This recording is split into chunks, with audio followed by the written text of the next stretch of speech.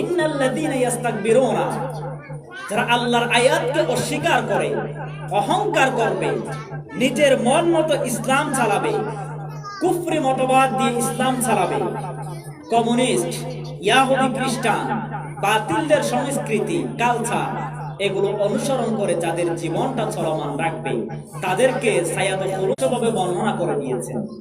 যেমন আমরা সূরাতুল আসরের মধ্যে দেখি, ওয়াল আসরি ইন্নাল ইনসানা লাফি খুসর।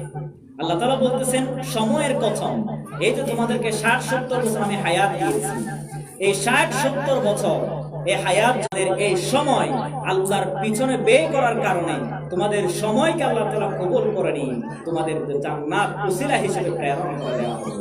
সুবহানাল্লাহি ওয়া বিহামদিহি। এই সূরাতুল আসর একজন পরিপূর্ণ ঈমানদার হওয়ার জন্য, পরিপূর্ণ একজন মুসলমান হওয়ার জন্য এই সূরাতুল আসরই তার জন্য যথেষ্ট হয়ে যায়। আল্লাহু আকবার।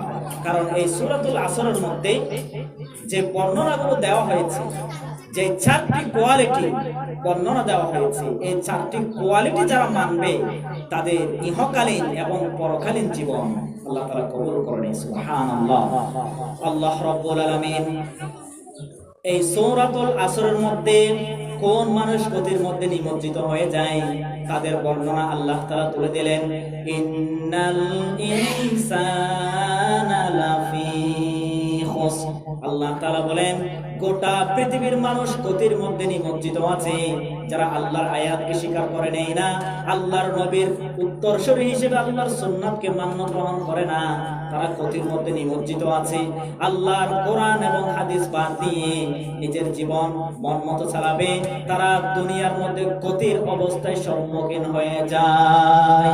নাউযুবিল্লাহ। আল্লাহ তাআলা বলতেছেন ইন্নাল ইনসানা লাফি খুসর, প্রত্যেক মানুষ গতির ভিতরে নিমজ্জিত আছে। নাউযুবিল্লাহ।